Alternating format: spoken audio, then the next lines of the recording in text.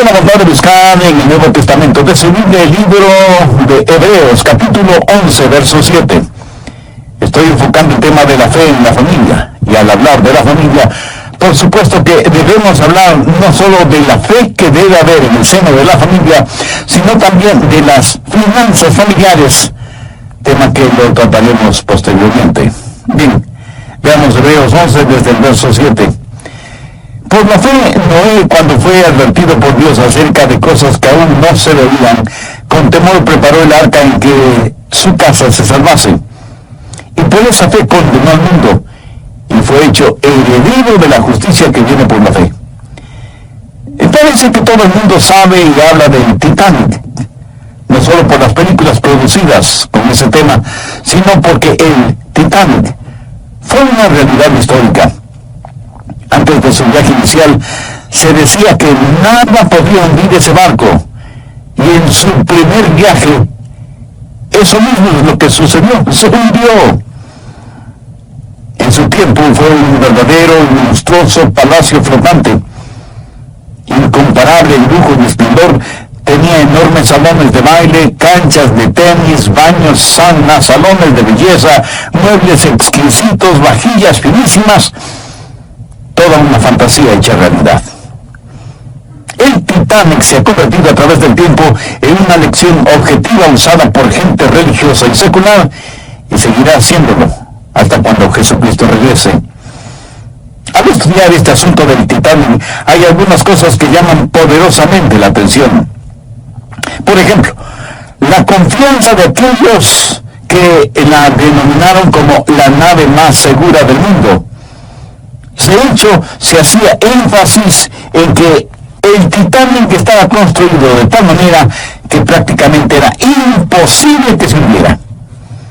Y creo que eso fue lo que atrajo a los pasajeros, el saber que, de acuerdo a la propaganda, el Titanic era el único y el más grande navío del mundo que no podía hundirse. Y claro, sobraron los pasajeros para el primer viaje del Titanic. Es más, se dice que cientos de pasajeros quedaron en lista de espera para el siguiente viaje. Estoy seguro que después de la tragedia del Titanic, durante su viaje inaugural, esos pasajeros que quedaron en lista de espera habrán estado muy agradecidos de no haber podido viajar.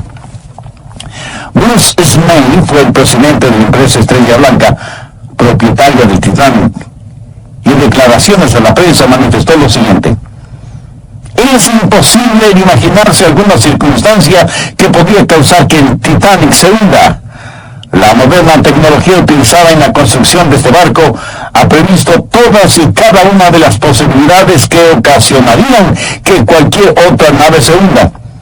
Y luego, con verdadera arrogancia, declaró: ni Dios mismo podía hundir este barco. Y con esta confianza extrema, el Titanic inició su primer viaje. Pero no solo había esta confianza, sino, y hasta cierto punto, un espíritu de placidez, de descuido, de orgullo en la tecnología y de arrogancia en lo que el hombre había logrado al construir esa verdadera nave gigante de los mares. Después de la tragedia, una de las personas que se salvó declaró: estábamos en una verdadera diversión. Las risas y el jolgorio eran las cosas más importantes de esa noche. El tiempo era excelente. La comodidad y el lujo a bordo eran exactamente lo que se nos había prometido. Y por eso nos parecía que los días pasaban demasiada prisa. Yo pensaba que podía vivir así toda mi vida. Miles de personas navegando en lo que aparentemente era un barco que jamás podía hundirse. Todos gozando de un tiempo maravilloso, y los encargados del cuidado y atención a los pasajeros repetían constantemente por las noches: todo está bien. Y las lámparas alumbran brillantemente. Sin embargo, muy pronto esas lámparas dejaron de brillar en el Titanic. La noche del 14 de abril de 1912, lo único que se deslizaba rápidamente sobre ese sector de la superficie del Océano Atlántico era ese majestuoso transatlántico. Las estrellas eran como lámparas encendidas en el terciopelo negro de la noche. Y en el interior del Titanic, los pasajeros se divertían, bailaban, comían, jugaban, y algunos, estoy seguro, habrán estado durmiendo. Y de pronto lo inaudito, lo inimaginable, lo imposible, la tragedia, el costado del Titanic chocó contra un témpano de hielo cuya presencia no fue advertida ni notada por nadie. El barco había estado navegando a la regulada velocidad de 22 nudos por hora, o sea, más o menos unos 40 kilómetros por hora. Y a las 11:40 de la noche, el témpano de hielo abrió una profunda brecha de casi 100 metros en el costado metálico del Titanic. Y paulatinamente fue inundando las cámaras a prueba de filtraciones, las mismas que se llenaron una tras otra, y el Titanic se fue hundiendo lenta, pero inexorablemente. Lo extraño es que ninguna alarma sonó, pero la noticia gradualmente se fue esparciendo. Sin embargo, muy pocos a bordo parecían preocupados, aún sabiendo que habían chocado contra un gigantesco témpano de hielo, y aquellos que mostraron alguna preocupación se conformaron en la seguridad de que todo estaba bajo control, y que por eso no habían hecho sonar la alarma. A muchos incluso se les dijo que a pesar de la realidad del choque con el témpano de hielo, no había ningún peligro. Y la gente continuó divirtiéndose, bailando, comiendo, jugando, etc. Sin embargo, ya para las 2:45 de la mañana, una bengala fue disparada al aire. La primera de 8 que fueron lanzadas como llamadas inútiles de auxilio. Finalmente se dieron cuenta que el barco tenía que ser abandonado. Primero las mujeres y los niños debían abandonar ese palacio que se hundía.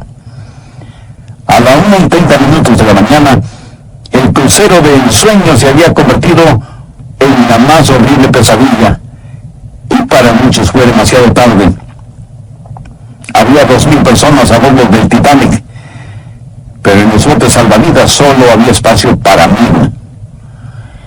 En ese momento todos se olvidaron de las reglas, de los principios elementales de cortesía, de caballerosidad, etc.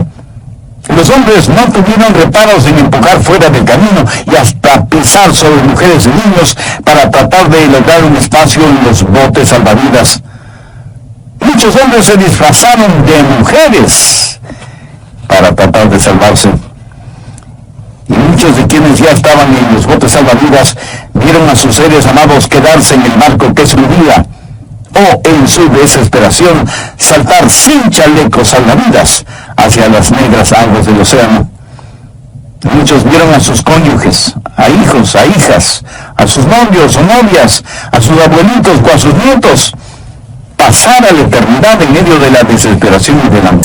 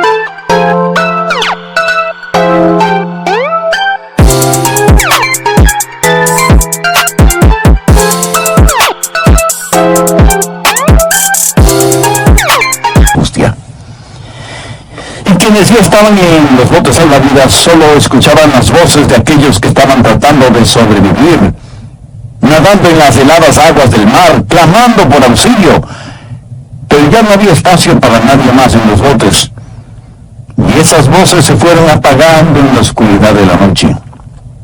Lo impensable había sucedido. El Titanic se había hundido. Solo quedaban unos pocos desesperados sobrevivientes. 1.500 almas tuvieron un sepulcro líquido.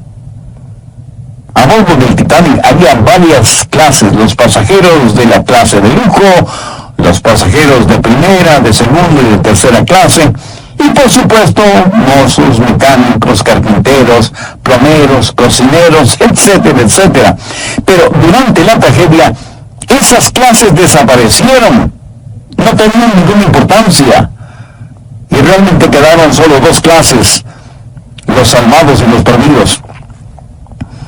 En nuestra sociedad actual tenemos diferentes clases, pero ¿no se ha puesto a pensar que es como si todos estuviéramos a bordo del Titanic y no tenemos ni la menor idea cuándo y en qué forma vamos a chocar con nuestro destino? Y que cuando eso suceda, solamente quedarán dos clases: los salvados y los perdidos. Y estuve pensando en el buen y seguro barco de la gracia en el cual Noé y su familia se salvaron. ¿Y qué diferencia hay entre el arca y el Titanic? Usted sabe que la historia de Noé es una historia verdadera, y nosotros debemos poner a nuestra familia en el arca de seguridad, que es la única forma garantizada de salvarla. Hay varias cosas que debemos notar en Hebreos 11:7. En primer lugar, la fe de Noé. Verso 7. Por la fe de Noé, cuando fue advertido por Dios acerca de cosas que no se veían, con temor preparó el arca en que su casa se salvase. Aquí, cuando se dice su casa, está haciendo referencia a su familia. ¿Cómo es que fue educado Moisés? Por fe. ¿Cómo es que vamos a educar a nuestros hijos en estos días en los cuales vivimos? Por fe. Por fe, Noé preparó el arca. Mi amigo, la fe no es el quedarse sentado sin hacer nada, diciendo lo que será, será. Fe es creencia que tiene piernas y brazos. Noé, por fe, preparó el arca. La fe de él fue una fe que esperaba y trabajaba. Por 120 años estuvo construyendo el arca con el juicio de Dios por delante y el sonido de los martillos por detrás. Y la Biblia dice que él hizo esto porque fue advertido por Dios. O sea, su fe estaba basada en la palabra de Dios, porque la fe, como lo dijera Pablo siglos más tarde, la fe es por el oír y el oír por la palabra de Dios. Fue una revelación divina la que causó que Noé hiciera lo que hizo. Eso significa que usted no tendrá fe por su familia hasta que escuche la voz de Dios. La fe verdadera, aunque esté sola, permanece. A Noé lo miraban como si fuera una persona extraña, rara, excéntrica, completamente diferente de todos. Y en nuestros días, a los genuinos cristianos se nos sigue mirando de la misma manera, porque no nos amoldamos a los parámetros del mundo. Noé fue diferente, y nosotros debemos serlo también, aunque nos quedemos solos. La verdadera fe no depende de las apariencias, y por las apariencias no había razón para creer que había un diluvio. Y después de todo, ¿qué era un diluvio? Tanto como podemos deducir, nunca ni siquiera había llovido sobre la tierra. Había una especie de rocío que caía refrescantemente sobre toda la creación de Dios. Nunca había sucedido una calamidad mundial. No había nada que hiciera pensar en un diluvio. Siempre cielo azul y despejado. Y de acuerdo a las palabras de Jesús, comían, bebían, se casaban y se daban en casamiento hasta el día en que Noé entró en el arca y vino el diluvio y los destruyó a todos. Todo era tranquilo, espléndido, como a bordo del Titanic. Pero Noé era diferente. Noé tenía fe. Así que, en primer lugar, Noé tenía una fe firme. En segundo lugar, Noé era un hombre temeroso. Cuando Noé recibió directamente de parte de Dios la advertencia de cosas que ni siquiera se veían, la Biblia dice que con temor preparó el arca. Con temor. ¿Se acuerdan de los padres de Moisés, Amram y Jocabed, quienes no tuvieron temor del edicto del faraón? Por eso más tarde el joven Moisés no tuvo temor de darle la espalda al faraón. Pero ahora leemos que Noé con temor. ¿Sabe usted que hay dos clases de temor? Hay el temor de Dios y hay el temor del mundo. Amram y Jocabed no tenían temor del mundo. ¿Sabe por qué? Pues porque tenían el temor de Dios. Y de esa clase de temor es de la que estamos hablando ahora. Noé fue advertido por Dios. Y cuando hablamos del temor de Dios, estamos hablando del principio de la sabiduría. Ahora, por favor, escúcheme atentamente. El temor de Dios no significa que estamos asombrados, asustados, desmayados, sobrecogidos de espanto al pensar en Dios. No, de ninguna manera. El temor de Dios es amor de rodillas. Es el entender que nuestro Dios es extraordinario y es absolutamente santo. A veces escucha a personas decir que no creen en ninguna religión basada en el miedo.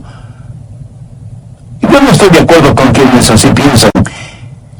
Y creo que esas personas no son honestas al decir tal cosa. ¿Sabe por qué? Porque aunque no nos admitamos, nuestra vida cotidiana está basada en el temor. Tenemos un año de hambre, por eso comemos. Tenemos resfríos y catarros, por eso nos arropamos bien y tomamos medicinas, aunque sean caseras.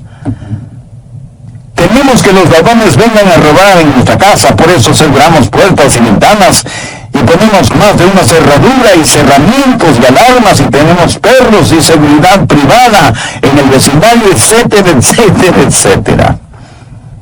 Cada día, aún sin proponernos, ejercitamos nuestros sentidos de supervivencia. Pero ¿sabe cuál es el mayor peligro que el hombre enfrentará? Es la ira de Dios contra nuestro pecado e incredulidad. Por lo tanto, cualquier hombre es realmente sabio cuando, movido por el temor, busca el estar bien con Dios. En Mateo 10:28 encontramos las siguientes palabras de Jesús: y no temáis a los que matan el cuerpo, mas el alma no puede matar. Temed más bien a aquel que puede destruir el alma y el cuerpo en el infierno. En otras palabras, no tema a la gente del mundo, tema a Dios Todopoderoso. El supremo peligro será el estar frente a Dios sin haber sido perdonado. Y francamente, yo prefiero que, aunque sea por temor, la gente busque a Dios, a que por no tener temor, terminen sus vidas en el infierno. Hay algo sobre lo cual recibimos advertencias. Noé, con temor y todo, cumplió con lo que se le había ordenado. Hace años leí de unos marineros que le preguntaron a su capellán: ¿cree usted en el infierno? Y el capellán contestó: por supuesto que creo en el infierno. ¿Por qué le preguntan? Y los marineros le dijeron: porque si hay infierno y usted no cree en él, no lo queremos como capellán. Y si es que no hay infierno, no necesitamos ningún capellán. Amigo, Jesús no es un capellán. Jesús, siendo quien es, el Hijo de Dios, el Rey de Reyes y el Señor de Señores, es el único que puede perdonarnos de nuestras faltas, de nuestros pecados y salvarnos de la ira venidera. Como padres, ¿cómo podemos enfrentar la propaganda de beber responsablemente? ¿Qué podemos hacer al respecto? Primero, no tener absolutamente ningún licor en el hogar. Segundo, cuando sus hijos salen por la noche, levántese a recibirlos cuando regresen. Abráceles y de paso podrá percibir su aliento. Mi amigo, es mejor perder unas horas de sueño que perder a sus hijos. Tercero, de vez en cuando lleve a sus hijos a la sala de emergencia de algún hospital, especialmente viernes y sábados, para que vean a las víctimas de accidentes relacionados con los licores, para que escuchen lo que dicen doctores y enfermeras sobre cada caso. Cuarto, cada ciudad del mundo tiene calles en donde uno puede ver a borrachos durmiendo en las aceras, muchas veces sobre su propio vómito. Lleve a sus hijos para que vean las consecuencias de lo que comenzó con la frase: voy a beber responsablemente. Deje que sus hijos vean más allá de la realidad virtual, de la atractiva propaganda en radio y televisión. Deje que vean la realidad actual. Proverbios 21:11 dice: cuando el escarnecedor es castigado, el simple se hace sabio. Aquí la palabra simple significa inocente, crédulo, que no tiene ningún discernimiento y que cree todo lo que ve en forma de propaganda, y no solo eso, sino que lo promociona. Vivimos en una sociedad hedonística en donde Satanás usa el entretenimiento para que terminemos aceptando aún lo inaceptable. Por ejemplo, las comedias en horario especial en la televisión. Cuando por medio de ellas se nos enseña a reírnos del pecado, nunca lo consideraremos en serio como pecado. 88% de las comedias tienen situaciones sexuales que no dejan nada a la imaginación. Su contenido es totalmente inmoral, ofensivo por su lenguaje y degradante por su mensaje, y sin embargo, miles y miles de padres, aun creyentes, usan la televisión como niñera. ¿No es una manera de aprobar toda la inmoralidad que en la iglesia condenamos? El conflicto es espiritual. Detrás de la industria licorera, detrás del mundo del entretenimiento, detrás del sistema educativo humanista y evolucionista, hay una mente maestra. Y la única respuesta para un conflicto espiritual es la fe. Amram y Jocabed no tuvieron temor del decreto del faraón porque, por fe, vieron al Rey de Reyes. Cuarto, la fe ve cada desafío como algo que puede solucionarse. Ellos tuvieron un problema y lo solucionaron. No se intimidaron por el decreto del rey, ni por ese siniestro ministro del miedo que es Satanás. Y al no tener miedo, ellos hicieron algo. Rechazaron el ceder al espíritu de temor con que Satanás trata de seducir y destruir a nuestros hijos.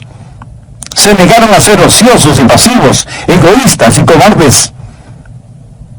Amram y Jocabed, ¿qué es lo que hicieron? Pues tomaron a su precioso bebecito y lo pusieron en una canasta calafateada, una especie de bote chiquito, y pusieron esa canasta en las aguas del río Nilo. Deseo que ponga mucha atención en este evento. No fue hecho con actitud fatalista. No dijeron: oh, nada podemos hacer, así que lo que será, será. No. Si usted tiene un jardín y no lo cuida y se preocupa por él en forma sistemática, muy pronto lo que tendrá será un campo de hierba mala. La actitud de Amram y Jocabed tampoco fue una actitud fanática, o sea, no lo tiraron simplemente a las aguas del Nilo diciendo: si Dios quiere salvarle, pues le salvará. No. Más bien construyeron y adecuaron una pequeña canasta hecha de juncos ribereños, pusieron al bebé Moisés en ella y confiaron en la protección de Dios. Y eso, mi amigo, no es ni fatalismo ni fanatismo, eso es fe. Tal vez alguien me pregunte: pastor, ¿cómo sabe que eso fue fe? Fácil, porque hicieron algo. Busque Santiago 2:17. Así también la fe, si no tiene obras, es muerta en sí misma. Escúcheme, porque lo que voy a decir es importante. La verdadera fe nunca es ociosa o inactiva. Proverbios 22:6 comienza diciendo: instruye. Y esto no significa enseñar, sino no preparar a alguien para una competencia por medio del ejercicio de la disciplina mental y física para lograr un objetivo previsto. ¿Está usted orando, instruyendo, enseñando, actuando por sus hijos? Asisten como familia a una iglesia sólida, fundamental, que cree que la Biblia es la palabra de Dios y la predicación es cristocéntrica. Los profesores y profesoras de la escuela dominical, los que le enseñan a usted y a sus hijos cada domingo, son creyentes espiritualmente maduros. Tienen una fe bíblica y su vida hogareña es ejemplar. Vive usted frente a sus hijos por precepto y ejemplo. ¿Lo ven? El instruir es mucho más que simplemente enseñar. ¿Alguna vez ha visto a un hombre entrenando a su perro? Me parece que algunos padres pasan más tiempo entrenando a sus perros que instruyendo a sus hijos. Y por las noches se aseguran de que el perro esté bien seguro en su perrera, pero dejan que sus hijos salgan quién sabe a dónde. ¿Quiere que le diga algo? Bueno, eso para mí no tiene ningún sentido. Pasar más tiempo y preocuparse más por el perro que por los hijos. La verdadera fe es creencia con piernas. Y muchos padres se escudan diciendo, bueno, estoy pagando para que reciban una buena educación. Teddy Roosevelt, expresidente de los Estados Unidos, alguna vez dijo, cuando solo se educa la parte intelectual de un hombre y no la parte moral, lo único que se está haciendo es creando un peligro para la sociedad. Escúcheme, ni la escuela, colegio o universidad, ni los clubes deportivos o sociales, ni la iglesia, ni los consejeros familiares, ni los mejores programas recreativos pueden reemplazar a la instrucción en el hogar. Nadie puede hacer lo que se supone usted debe hacerlo. Esa es la diferencia entre el instruir y el educar. Usted le puede enseñar a su hijo algo, pero otra persona puede enseñarle algo diferente. Y su hijo puede decidir creer lo que la otra persona le enseñó. Pero cuando usted instruye a su hijo, está poniendo algo dentro de él que no importa cuán rebelde se vuelva, siempre habrá algo en su interior que lo refrena. Un pequeño muchachito un día se enojó mucho con su mamá y decidió fugarse de su casa. Así que se montó en su triciclo y comenzó a pedalear furiosamente por la vereda. Un hombre que le vio le preguntó, pequeño, ¿qué estás haciendo? Estoy huyendo de mi casa. Y el hombre le dijo, bueno, si es que estás huyendo, ¿por qué estás dando vueltas y más vueltas alrededor del bloque? Y el niño le contestó, porque mi mamá me tiene prohibido cruzar la calle. Eso, mi amigo, se llama instrucción, entrenamiento. ¿Sabe que Jocabed tuvo el enorme gozo y privilegio de instruir a su hijito Moisés? ¿Cómo fue posible eso? Creo que todos conocemos muy bien esa historia. Ahí está el bebé Moisés, navegando plácidamente en su improvisado botecito. La hija del faraón baja al río a bañarse y surge una pregunta. ¿Por qué la hija del faraón baja al río a bañarse? Eso es ridículo. Quiero decir, ella seguramente tenía una tina de mármol, lujosos implementos y utensilios para bañarse y sales aromáticas y todo eso. ¿Ha visto usted alguna vez el río Nilo? Es un río sucio. ¿Por qué a ella se le antojó ese día a bañarse en el río? Bueno, yo no lo sé. Más bien dicho, esa fue la providencia de Dios. Y cuando ella estuvo en el río, oyó el llanto de un bebé.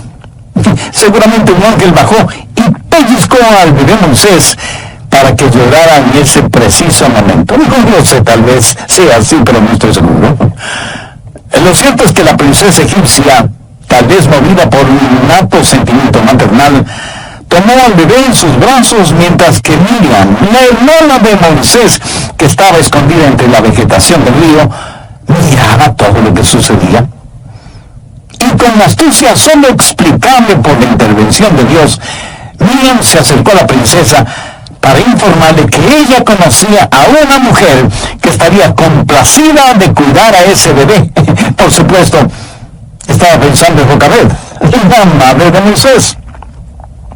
Cuando uno lee esta historia, es imposible dejar de ver la providencia de Dios. Jocabed tuvo el privilegio de criar, alimentar, instruir y enseñar a su hijito.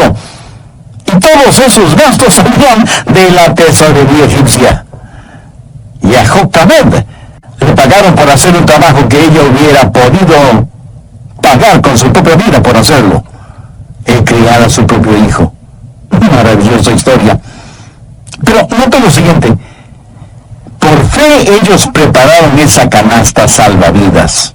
O sea, hicieron aquello que podían hacer. Y fue todo lo que pudieron hacer. Escúcheme, Dios hará el resto.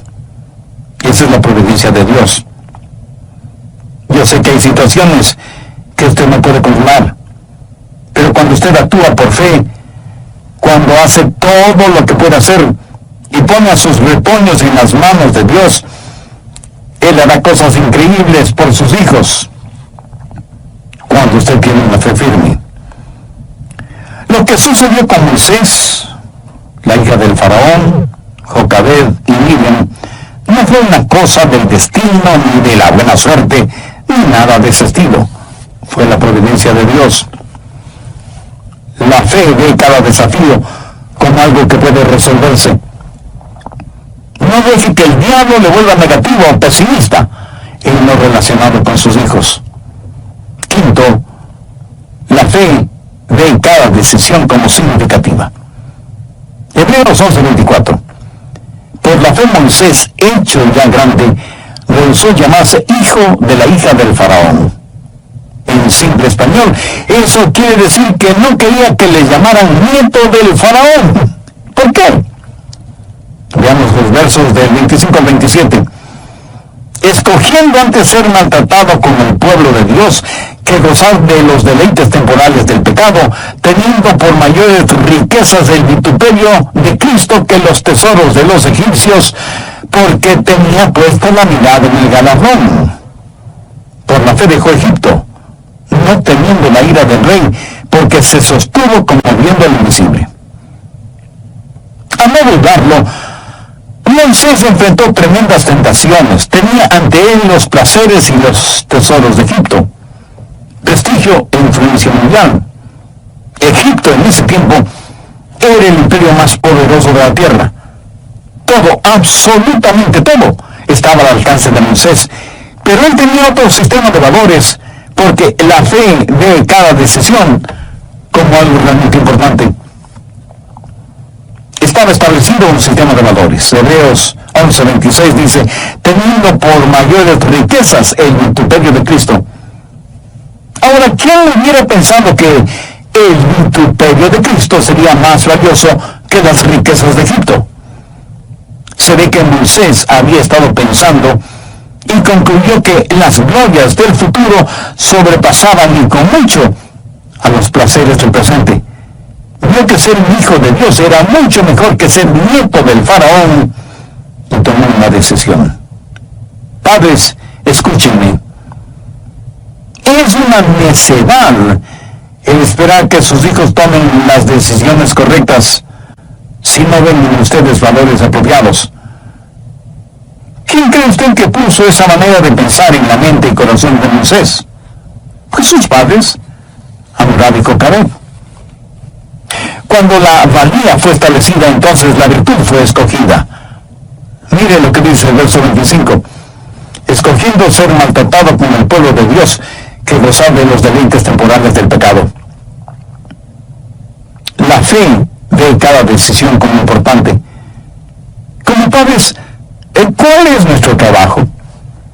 Enseñar a nuestros hijos a tomar decisiones, a escoger, y todos debemos hacerlo. Usted, yo, Todos nosotros siempre tenemos que tomar decisiones, tenemos que escoger, y si escojo no tomar una decisión, ya he hecho una decisión. Ahora escúcheme, todos debemos escoger, pero lo que no podemos escoger son las consecuencias de nuestras decisiones. Cuando usted escoge, o sus hijos toman una decisión, entonces lo que escogieron les escoge a ustedes. Si Moisés no hubiera tomado una decisión, se hubiera quedado donde estuvo. Escogió. Y la fe dice que cada decisión es importante. Al hacer la decisión correcta, un valor fue establecido, una virtud fue escogida y un pecado fue rechazado. Y Moisés se vio frente a una encrucijada. Si seguía por un camino, podría llegar a ocupar el trono del faraón, gozar de toda clase de placeres carnales, tener posesiones materiales y tener popularidad y poder. Si escogía el otro camino, ¿qué es lo que tendría? Vituperio y sufrimiento con el pueblo de Dios. Y muchos piensan que porque escogió lo segundo y rechazó lo primero, Moisés fue un verdadero tonto. Lo fue. Piénselo.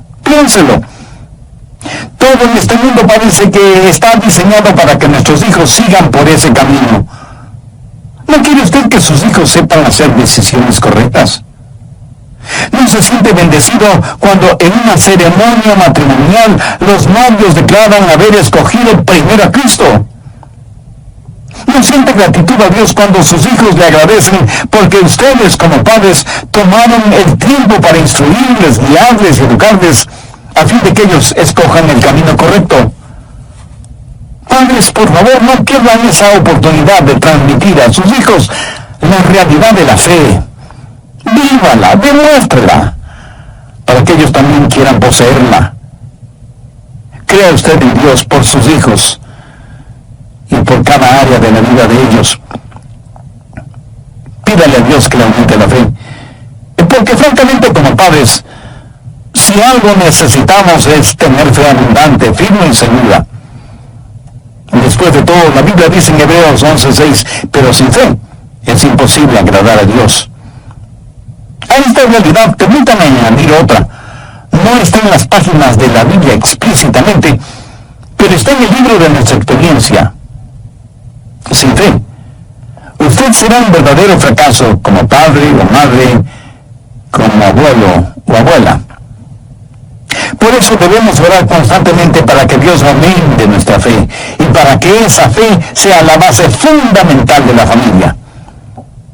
Si usted aún nada sabe de esa fe bíblica, es porque no tiene una relación personal con Dios por medio de su Hijo, el Señor Jesucristo. ¿Por qué no hace esa decisión espiritual ahora mismo? Yo le voy a guiar en una corta oración. Usted repítala usando su propio